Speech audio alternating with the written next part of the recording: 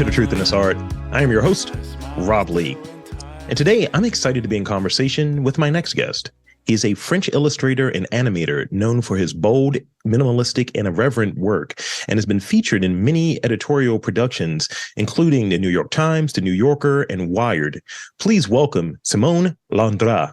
Welcome to the podcast. Hi, hello. How are you? I'm stellar. Okay. I try to throw out a different word. That's just, I have like this, it's funny. I have this big book of synonyms, and I just throw out a different one each time. It's okay. Because I never heard this one before. So that's why I was like, I'm stellar. Like, okay. Keep people on their toes, you know? Yep. So sounds good.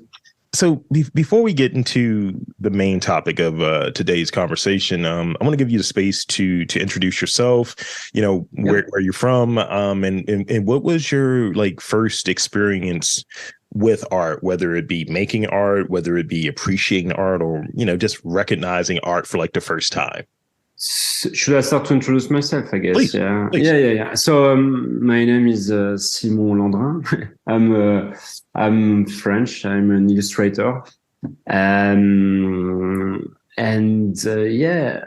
live in the UK for 10 years though. So it's kind of important for my sort of pedigree. And my first experience with art, I guess, at a very young age, I was like drawing a lot already.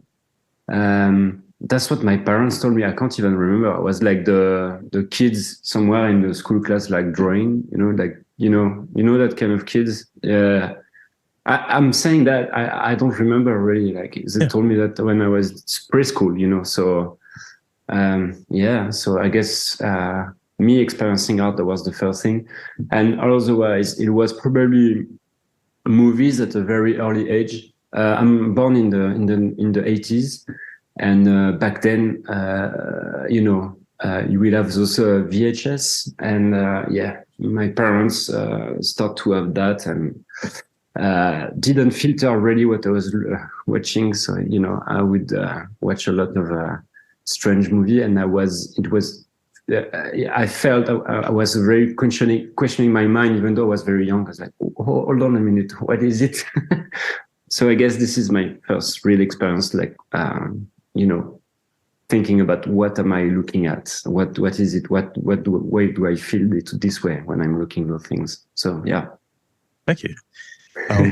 When I was growing up, I wanted to be a comic book artist when I was younger. When I was a child, I was always drawing in class, and big lover of cartoons or anything like animated. And I just remember at a point, it's just like go to the whole school thing, and I was just very passionate about it. I was a pretty decent student, but I would hurry up and finish tests so I could draw, so I could sketch, and. I remember this one time where we have this School of the Arts. I'm in Baltimore, and ended up going there, Baltimore, Maryland, in the U.S., and ended up going there and doing this sort of entrance like test. See, are you good enough to be in a school and all of that? And I don't know if I was, and I ended up going in a different direction and kind of pursued other creative things, whether it be creative writing, poetry, short stories, and now doing podcasts for the last 14 years. Okay, that's cool. It's amazing. Thank you. Yeah, that's super sweet. Yeah, but you never know what you're gonna. Somehow people think like you choose a path and then you follow it, whatever. I believe that actually it's a bit more complicated. Usually, most of people things goes in different ways and come back, and it's a bit more lively than sometimes that we think, which is great, I guess. It makes it interesting. Yeah, exactly. Yeah. No, so good. So talk about, like, if you will, could you share with us like sort of your path in getting to the work that you're doing now? Like, what piqued your interest or inspired you to pursue like animation and illustration? The thing is, I was always drawing. I had a lot of comics book at home as well in the very early age. Then I went to this cinema university that we have in France, like sort of a public university, but they didn't really form you to have a profession of a job. So I figured out, I need to find another school to be a professional. So I found this school that is a school about animation and specialize in 3D animation. Yeah. So I did that. So I learned 3D animation, and right after that, I ended up in London working for studios. I don't know if that rings a bell, but like, I don't know, The Mill, those kind of studios, Nexus, Passion Pictures. And, but in the studios, the guys were like, you're not that good or 3D, probably a bit better with pre-production and drawings, and making illustration. And that's how I started to draw and to make illustration on a daily basis, really. So I shifted from very technical jobs as a 3D artist to illustration. So that's how I started to do that as a full day job, really. Yep. That's great to hear. It's great to hear. Yep. And it goes back to the thing you were touching on. Like, you may have, sort of this early interest or this early thing that you're doing, but you may not actually do that later. You may do something different. And I think that there's something to be said from some of those early experiences, whether it be early interests, early jobs, and the career path that kind of informs maybe what you're doing now, where you're going at in your career. Yeah, it definitely had a big influence. I didn't see it back then, but now I'm like, okay. All those things add up over time. And, even though you don't use it, it's somewhere in your brain, and, it follows you. And it helps to make your, I don't know, your own path. I don't like that word, actually. To make your own stuff. You know what I mean? Like, to have your own style. I would say. I don't find the right word, but I think we are an addition of different experiences. Definitely, for sure. I look at, like, because I've been doing, like I said, this stuff for a while, but also I've had like this day job that's in IT, data, what have you, and there's a few things that I've learned from other places where they weren't great experiences. It's like, this sucked. This job was terrible, but I learned something from it, whether it be, I may have had a really hard boss or a really bad working situation, but I know that I'm not going to go back to that. You know what I mean? So I'm learning like what I like versus what I don't like. And, I'm getting something from it. Yeah, it's a bit like Friends. At some point, that you're not gonna, what you want somehow, or you know what you don't want, or like the situation when when you've been there and you're like, okay, I'm not gonna push. I'm just going my way, so that'll be fine. You know what I mean? Like, yeah. I've got a bunch of friends. I'm getting older as well, but still, like. I'm not saying that I don't need new friends, but when I will meet new people, sometimes like, oh, I like you, but I'm not gonna, push too much. I know it's like the same thing with professional experiences. Like, sometimes that you're going in a path that it's not going to be nice for you, so you try to avoid it. There's that word you like again, path. Yes, sorry. It's less my vocabulary. It's a bit, obviously, I'm French, and I've never been that great in language at school anyway, so it's a bit my Achilles, how do you say that? Yeah. Heel? No, what is it? Achilles heel. Achilles heel, yeah. It's a bit, I'm terrible, and this is like, the main language, the only language that I speak, and I'm not good at it. So there we go. So I'm very envious of folks who speak multiple languages, and it's just like, I think it adds to how people think, if you're able to speak in multiple languages. Yeah. Well, yeah, because you think differently once you spend enough time in another country, you start to think like in the actual country you're in. and that really helps for the language. Otherwise, it's a bit tricky. Yeah, learning language at school, sitting in front of a teacher, it's it's a bit of a bit of a nightmare for me, to be honest. But I So never get it. So I read that in addition to like, some of the visual components, like, movies and having comics and so on, that some of your inspiration comes from like just being in the world daily, just kind of observing what's around you. Is that true? yeah, I think like the most funniest things that I experience usually is just talking with friends or some people sometime I know, or very honestly, like sometimes you hear some conversation in the street, or you're in a bar or in a restaurant, and I don't know, just a situation just come up and it's funny. And even if you repeat it to someone, he won't believe you when you know what you heard or what you saw.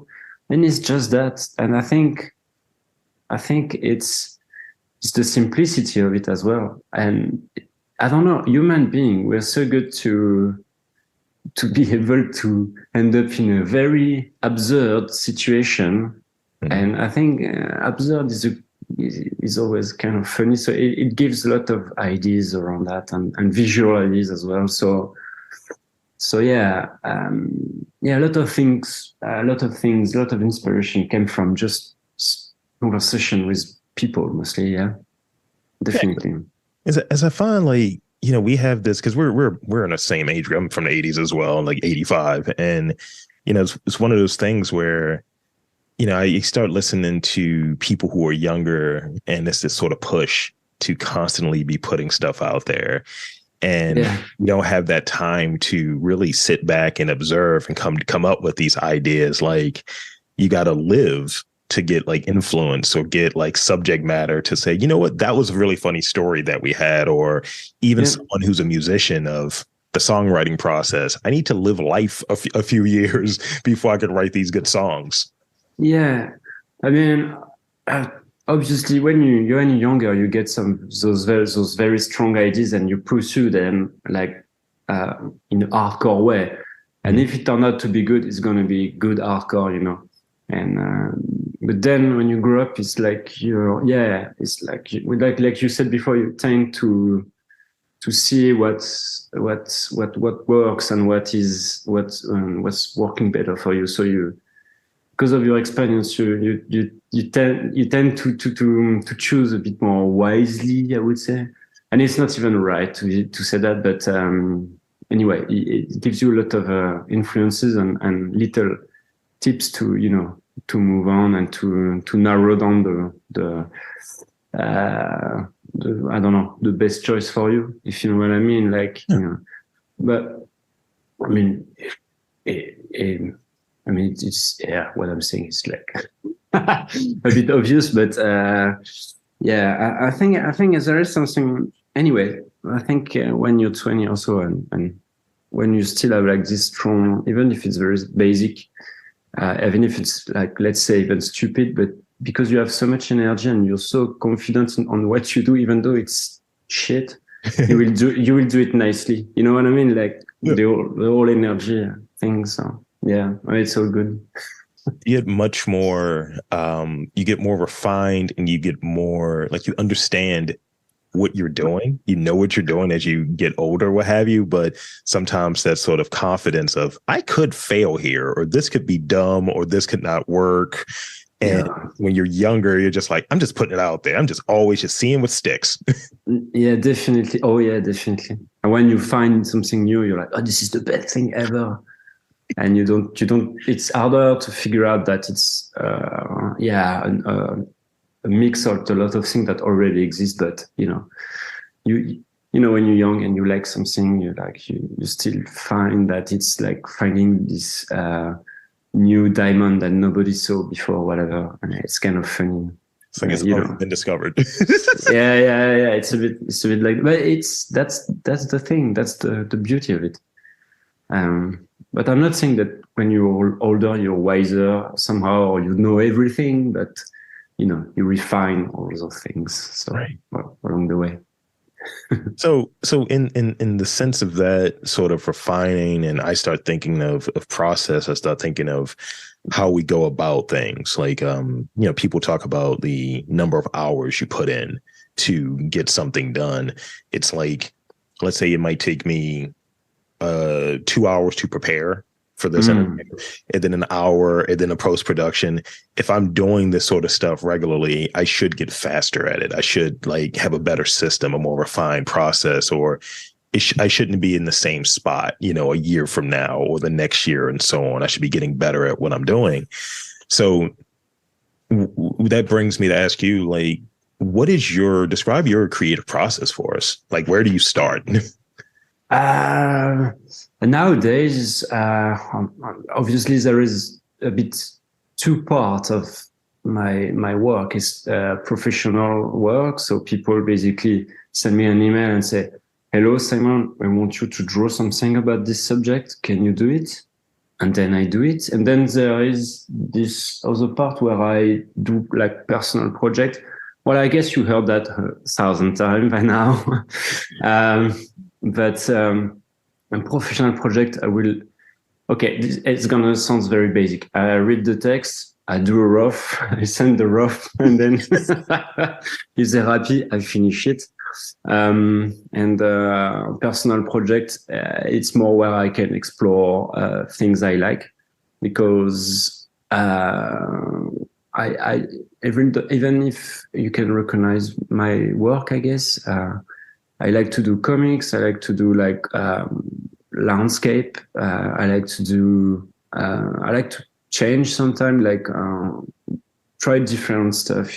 Make some animation and all that. So I would say that just personal work helped me to develop, to explore other things that I probably can't make when it's professional. If that makes sense, because all my clients, when they come to me, usually they have references from my previous jobs and so yeah. It's not really the process. The process is very basic for me. I'm in front of a piece of paper and my computer, and I just sketch some stuff, I guess, that I like, or also mix them in what I already do. But there is no,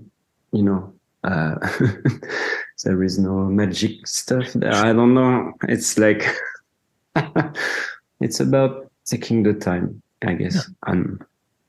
Yeah, I think it's something interesting there where you have, kind of to stretch the boundaries, if you will. You have your sort of personal projects that I can try this, I can work with this, and I can maybe explore this area, this technique, or this style. Whereas when it comes from sort of a professional, like a commission, if you will, or project that comes in that way, it's parameters. It's like a deadline. It's like you said, it's an email. Simone, can you do this? I'm like, yeah, sure.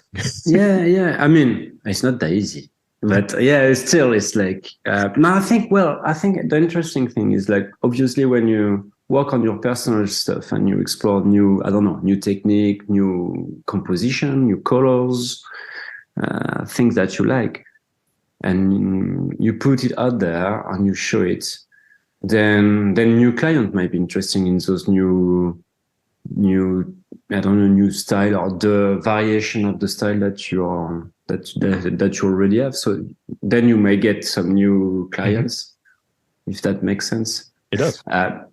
So that's good. That's why it's important that I guess most of the illustrators say the same thing, like, oh, professional clients, it's annoying. I want to develop my personal stuff, because it completely makes sense to evolve simply. Yeah. When I do this, like, I have sort of these interviews, and I try to stretch the boundaries, and I try not to do like the same interview, and I try not to do like the same questions. And I'll do like sort of a theme. So I will have, let's say, I want to do a month of all jazz musicians. I'm going to make that happen. So that, it's going to key in and hit people who are looking for jazz musicians. And then they're going to dive in and see, like, oh, he's interviewed these people as well. And even outside of this podcast, I do a movie review podcast, which is a whole different set of skills that go into it. It's very research heavy, and it's very ad libbed. It's improvised. Of can I make a joke out of this? How can I make this funny? And so if I go to someone and I'm like pitching, like, hey, as an RFP out there, propose an opportunity to do a project. I've done this. I've done these long form interviews. And I've also done like some research, and this podcast is the one that gets like the funding and the attention. But the project that's my personal like baby, in addition to this, like I love doing this, but in addition to this is the movie one.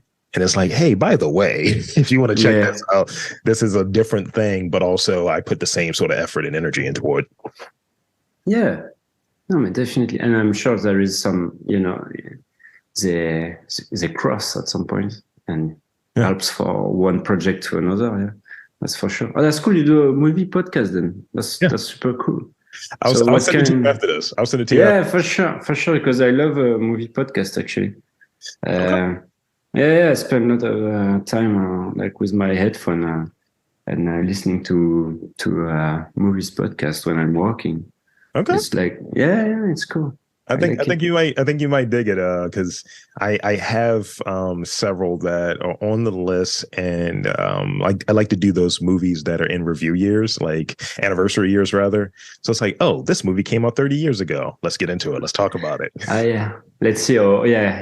It's always fun. Like especially like movies when I don't know, like the critics have like switched upside down. Like I don't know, it was like shit like 30 years ago, and everybody's like, this is like a classic. No, it was not. It was not. It was not. It was bad. Yeah, it had very bad reviews. Yeah, I like this kind of movie. Super cool. So, could you share with me like your thoughts on like color and like sort of the techniques that you're using? Because I'm very interested. Like your work is the stuff that I've seen, and I've spent a fair amount of time on your website. It's like it pops. It definitely is unique, is interesting. Like I dig it. Definitely matches my sensibilities. Maybe because I'm an 80s kid as well. Of like, yeah, look at that color right there. Look at those lines. So tell me about like your thoughts on the, like how you go about it. Why is your style, if you will? I'm talking about, it's the color palette and the thickness of the lines comes from, obviously like all those pop artists, not pop artists, but it's the influence of comics, as we say, and all that. But no, not the color. It's more like I wanted to have like those kind of very bright and primary color, but with a little shift at first, and now it evolves. Like nowadays I'm using more like a larger range of colors. It depends what I do. Sometimes it's very internet color, like super, very saturated color as well. It very depends on the project, but usually I start with a very basic, almost primary color. Like not the perfect yellow, red and blue, but I usually start with like 3 or 4 colors, and then I add up the rest around. But now I cheat. I have my color palette ready in Photoshop, the one that I use, and now I know the one that I know people expect. So it's I'm lazy, I guess nowadays. I became. No, it's not that I became lazy. I just have like the palette that we like. So it's fine. But still, I like to tweak things around a little bit. It's bright and it looks a bit. I mean, very honestly, for me, the feeling of it was like I wanted to look it very sort of bright and impactful, like Belgium comics book, like from the 80s and 90s. It's like it was not the reference I had in mind, but I have to say that it's the influence that I figured out afterwards. It was like, this is the same colors, so that's why I know where it comes from. So yeah. And it goes to one of the things we were touching on earlier about like, you know what you're doing. You're like, these are the colors that I'm going to be using. This is my palette that I'm going to have preloaded. Yeah, because it's very basic. Like the thickness of the line will change depending on what obviously people ask for me. And if there are a lot of details, obviously, if you have a very thick line, you can't add that much detail. Mhm. But no, besides that, the tricky bit is about composition and ideas, and what is it about? What's the subject and all that? Sometimes it can be very abstract, but sometimes you need to create a scene. And I love to do that actually. It's just composition with character, that the body language, eyes, and all those things. It's not very subtle though, but like in a very quick look, you will see what's going on in between characters, even though there is no text or anything. Yeah. That I like as well. That's something I like to do, even though I'm not the best character designer, or I don't know. I just love to spend some time on composition, especially with characters. I think it's funny, like even though you change like the eyesight, just the body or the shape it forms and all that gives the body language gives a lot of information. So Yeah. it's funny to play with that, definitely. Like that. So Cool. I have two more real questions for you, and then I have the rapid fire questions. Okay. So here's one of the real questions. Your work has been featured in many editorial, productions, including GQ, MTV, Fool's Gold Record, and many others. Can you share like one of the more meaningful projects, like, whether you learned a lot from it, whether it was particularly challenging, or you just felt like you were really able to kind of stretch, your creative wings, if you will? What comes to mind when you think of projects that you've done that had a big impact on your career thus far? No, there is one project I really like because it ticks a lot of boxes. It was a chained animation. Mhm. So what is it? Well, should I say what is it for Please. audience? Yeah. It's like basically one animator will start to do something. I would receive his last frame of animation. Yeah. I will do my own animation, and the next animator will take the last frame of animation, and so on. Yeah. If you know him. So if there is I don't know, like you can create an animation like that with 20 different people. So I was commissioned to do that. It was, I think it was like a 10-second animation for the trailer for Rick and Morty season 3. Nice. Which was a show that I really liked at the time. So I was like, okay. And the funny thing is like, so what should I do? So they say like, just take the last frame, do your stuff, and then we'll take your last frame. I was like, okay. So an agency was taking care of like putting everything together. And I said, yeah, can I do whatever I want? Like, yeah, sure. It's like, okay. So I sent the rough, and basically I think it's Morty coming out. No. Yeah, Morty shooting in Rick's ass with the teleport, with the gun on his father's ass. No, his father is no, hold on a minute. I'm sorry. No, it's what is it? Yeah, it's basically one of the characters coming out of the ass of the other. It's sorry, it's very vulgar. And I thought it was funny. Yeah, but I was like, I think it fits the tone of the show somehow a little bit. Anyway, and I submit that thinking, okay, they're gonna send back saying that no, and they said yes, amazing. It's like, okay, cool. This is the perfect job. I was like, okay. So it's like the first time ever I really think, oh, it's a bit too much. And they were like, no, perfect. Okay.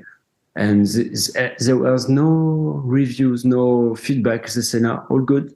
And it's not a crazy animation though.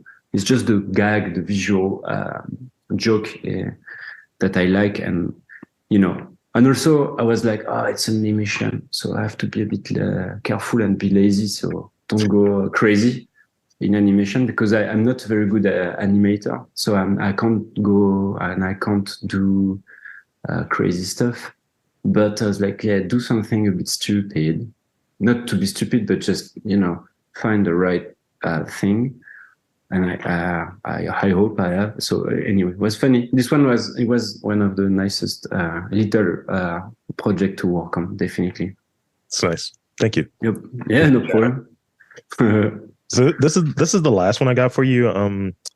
If could you tell me about like a dream project that would come to mind? Like, hearing like you did a little, some project for, Rick and Morty, which sounds really cool. And that was one of the ones that's on your website that popped. And I think I definitely see Morty coming out of someone's ass, which I thought was really funny.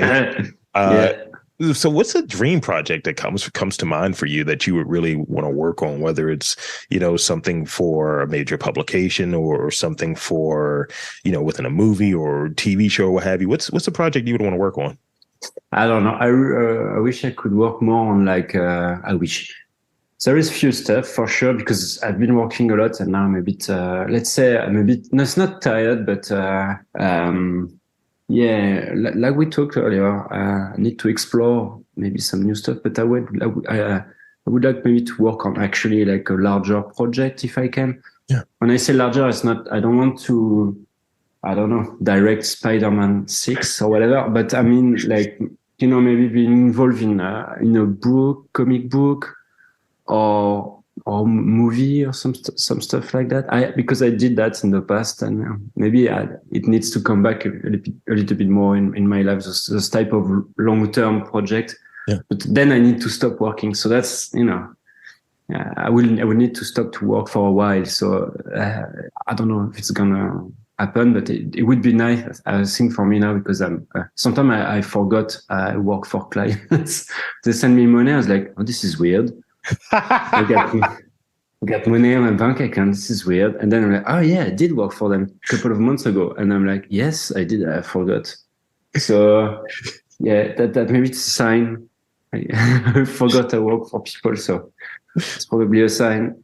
So yeah, longer project would be cool. Illustrated book, all those kind of things I really like. Writing some stuff as well. I was asked a few times actually, mostly with French friends. But the thing is they see what I do is like, it's funny. You're funny, and they start talking and it's like, no, it's not. It's not. It's not. Okay, I was like, fine, fair enough. But yeah, and yeah, that's it. And yeah. What else? No, yeah, I think a longer project would be cool. Yeah, definitely. Yeah. Thank you. Yeah, thank you. So yeah, we're gonna move into these rapid fire questions. I got 4 of them for you. Okay. Don't overthink them. Don't overthink them. Yeah. So here's the first one. This is a softball. What is your favorite movie from like the last year? For the what? From like 2022. Like favorite movie from 2022. From last year. It's super hard because now I'm like I don't like movies now. Oh shit! Actually, which one? What did I watch? Oh no, Asbestas. Sorry, the one from Sorogoyen. I don't know if you saw it. It's very good. It's a Spanish and French movie. But no, actually, yesterday I watched Everything, Everywhere, All at Once. Yeah. And I had some fun watching it. It's a bit long, but there's some very below the belt jokes. And I was like, yeah. I laughed. I laughed at that one a lot. I usually watch all of the Best Picture nominees. So me and my partner, we had to cram all of those in that final weekend because we've been bad movie watchers because we are really big into movies.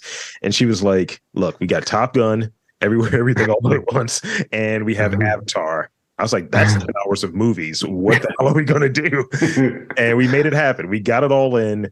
And I really like Tar a lot from last year. But yeah. Oh yeah, I haven't seen this one yet. Actually, I need to watch it. Yeah, for sure. Yeah, no, but thing, you can't see it, but I've got the movie theater right across, right there. But I've got kids, and it's a bit of a, you know what I mean. It's like hard to schedule like a random theater night. Yeah. But so I watch stuff at home, and it's not the same. I fall asleep. All those things. Yeah. So yep. But no, Tars looks amazing though. Yeah. Yeah. It's funny. You mentioned something that actually is part of my next question. On average, how many hours of sleep do you get? Oh, it's okay. It's usually like 6 to 7 hours, I guess. So it's not that bad. And also, like, I fall asleep easily, like, for a nap or when I come back if I get few drinks with my friend, I come back home, I will fall asleep like on my couch or even my table. Sometimes I'm like very, yeah. So I'm okay with sleep usually. Yeah, I'm kind of 6 to 7. I've been getting up at 5:30 a.m. for like the last couple of months, and definitely my clock is reset. Yeah. Do you have kids? No. Yeah. I thought you were. Yeah. Okay. Yeah. So yeah, it's quite early actually. Yeah, just the gym. I just got to get the gym in first thing in the morning. That's just what that is. Otherwise, I'm not going to do it later in the day. Yeah, for sure. Yeah, definitely. No, that's very true. So, let's see. What is your you go to the bar or what have you, right? You go out for drinks. What is your go-to drink? A beer, probably. Okay. Yeah. Yeah, I don't know. It's the cheapest thing usually. Well, yeah, no, actually, talking about drink. No, I came back in France 5 years ago. I realized that red wine was actually quite good in France. And then I just discovered French wine again. So it's like, you go to the supermarket, you're like, this is actually good and fairly cheap. So I was like, oh, amazing. And I'm not a wine connoisseur at all. Yeah. Just some friend of mine, they gave the wine to me. Oh, you should try that. I'm like, it's good. And everything is good to me. So I'm the worst French ever. Yeah. I got into I think last week I was definitely enjoying some red wine. So I've kind of rediscovered it because my partner, she can't drink red wine. She really likes rosé. And I'm like, okay. And I'm like, oh, it shouldn't stop me. So I'm like trying this. Like, this is really good Merlot. This is delicious. Yeah, it can be good sometimes. Yeah. No, but to be honest, I don't have that much preference. No, maybe I'm not into strong alcohol. Maybe. Mm-hmm. I don't know. So this is the last one I got for you. Sure. So first thing. No, actually. So let's say long days, long hours. Really busy, right? What is that meal that you go home? You're like, I need to make it quick. It's going to be good, but it's like, what is that go-to meal for you? The go-to meal when I come back home. That's my kitchen actually over there. I know it's probably like that. Those kind of ravioli, like it's like Italian pasta, like thing that you buy, it's already made, it's handmade, like with the stuffed. No, it's ravioli, right? Ravioli. Yeah, ravioli. Yeah. Yeah, ravioli. But I'm not buying the one in can. I'm buying the one with the nice, the fancy packaging. Because again, I've got a child, so it's easy to make. Come back home, you have an hour to do all the stuff, and so it's easy to make. And I love it as well, of course. So it's so good. like a nice ravioli. Definitely not the one out of the can, not the Chef Boyardee. That doesn't work. The one out of the plastic, it's like it's got mushrooms in it or something along those lines. It's very tasty. Yeah, the one when there's always a chef on the pictures, on the packaging. Yeah, you're like, I like that. For some reason, doesn't make sense, right? But yeah. probably it was never made like that. It's probably industrial food and it's probably very bad, but yeah. The guy with the guy, I want to take the one with the guy with the white hat. Yeah. But yeah, probably it's probably made in a, I don't know, in a factory somewhere. Like this is batch produced. It's probably, yeah, for sure, man. That's for sure. So but yeah, that's pretty much it. And cool. I want to say, I want to thank you again for coming on. This has been a treat. It's been great to learn a bit more about your work, your process, and a little bit about you as well. And thank you. I also want to provide the space and opportunity for you to share with anybody who's listening where to check out your work, your website, your social media, all of that good stuff. The floor is yours.